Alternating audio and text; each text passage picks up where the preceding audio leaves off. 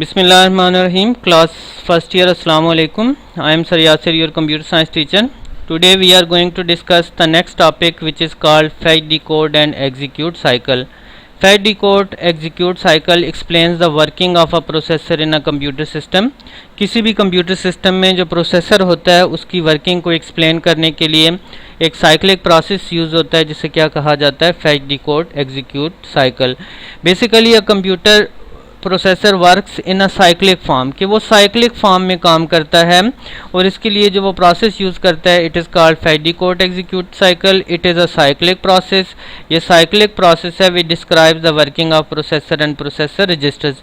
अब ये जो प्रोसेसर का फैच, डिकोड, एग्जीक्यूट साइकिल होता है जिसकी मदद से वो मशीन इंस्ट्रक्शंस को प्रोसेस करता है, इसमें प्रोसेसर खुद भी जो है वो रोल प्ले करता है और साथ में हमने जो रजिस्टर्स पढ़े थे, जो स्पेशल पर्पज़ रजिस्टर्स हैं, दो registers which are reserve for processor, हमने उस वक्त पढ़ा था कि जो स्पेशल पर्पज़ रजिस्टर्स हैं वो प्रोसेसर के लिए रिजर्व होते हैं और प्रोसेसर अपनी वर्किंग के लिए, अपनी प्रोसेसिंग के लिए इन रजिस्टर्स को यूज़ करता है. तो जब यही फैच, डिकोड, एग्जीक्यूट का साइकिल होता है तो these special purpose registers help the processor to perform and execute that instructions.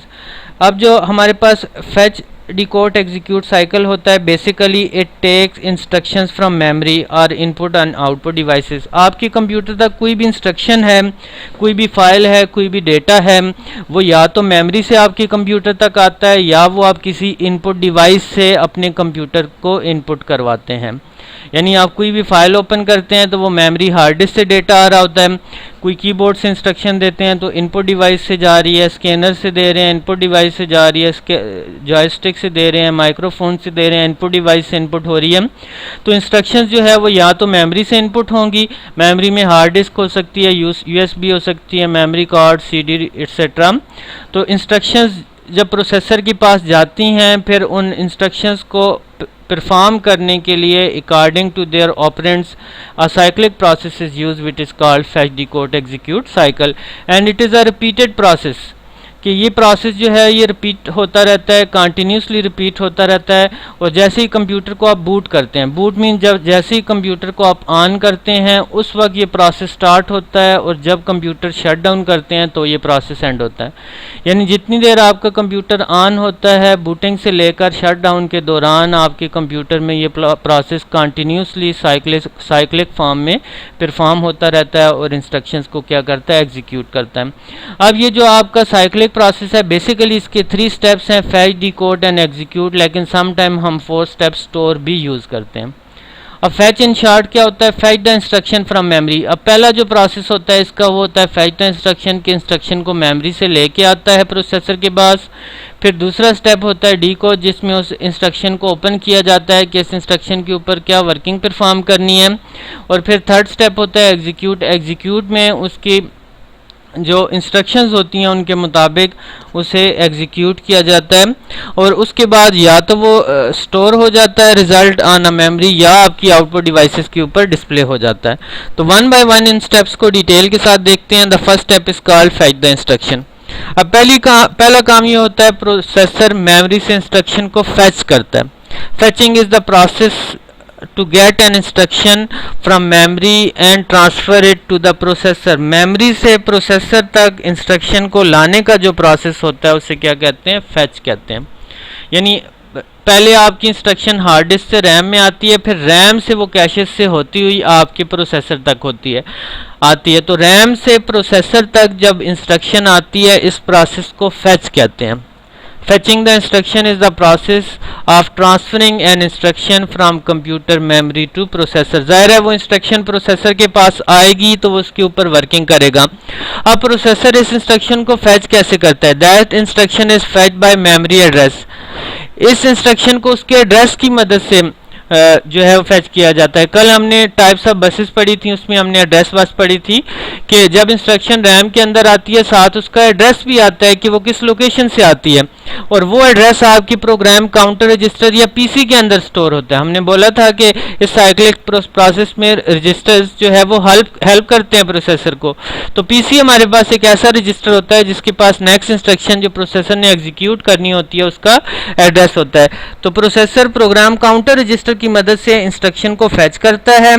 Fetch होने के बाद जब वो इंस्ट्रक्शन प्रोसेसर के पास आ जाती है तो उसका address current instruction register CIR के अंदर स्टोर हो जाता है।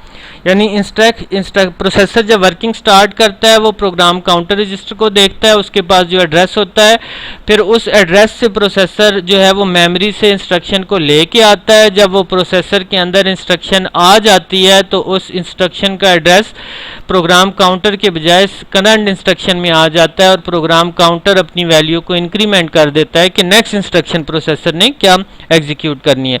जब वो इंस्ट्रक्शन प्रोसेसर के पास आ जाती है तो फैच का प्रोसेस कंप्लीट हो जाता है। उसके बाद D code the instruction, second process होता है डी कोड।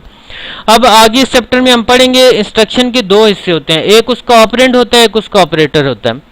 यानी ऑपरेंड वो वैल्यूज होती हैं जिनके ऊपर एक्शन परफॉर्म करना है, वो फाइल वो डेटा जिसके ऊपर एक्शन परफॉर्म करना है वो उसके ऑपरेंड्स कहलाते हैं। और ऑपरेटर या ऑप कोड या ऑपरेशन कोड उसका एक्शन होता है जो उसके ऊपर एक्शन पर, फॉर एग्जांपल आप कोई मीडिया फाइल प्ले करते हैं, वो फाइल ऑपरेंड है और प्ले उसका ऑपरेटर है, उसके ऊपर ये एक्शन परफॉर्म करना है। आपने दो वैल्यूज को सम करना है, दो वैल्यूज ऑपरेंड है प्लस उसका ऑपरेटर है कि इन्हें सम करना है। आपने किसी फाइल को डिलीट करना है, जो फाइल के कंटेंट है वो उसके ऑपरेंड है और डिलीट उसका ऑपरेटर है। तो प्रोसेसर जो है उस इंस्ट्रक्शन को जब पहले फैच करता है फिर उसे डी कोड करता है, उसके ऑपरेंड और ऑपरेटर अलग करता है। जिनके ऊपर एक्शन परफॉर्म करना है उन्हें अलग कर देगा और जो एक्शन परफॉर्म करना है वो अलग कर देगा। और ये करंट इंस्ट्रक्शन रजिस्टर प्रोसेसर के अंदर होता है CIR, इसके अंदर इन दोनों चीज़ों को अलग अलग स्टोर कर देता है।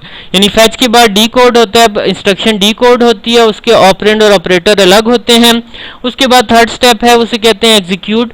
अब जो उसके ऑपरेंड के ऑपरेटर के मुताबिक जो एक्शन उसके ऊपर परफॉर्म करना है वो प्रोसेसर परफॉर्म करना है। अगर डिलीट करना है तो उसे डिलीट करेगा, कॉपी करना है तो कॉपी करेगा, प्ले करना है तो प्ले करेगा, ठीक है जी, एग्जीक्यूट करना है, या उसके ऊपर कोई भी एडिशन करनी है एडिशन करेगा, मल्टीप्लिकेशन करनी है मल्टीप्लिकेशन।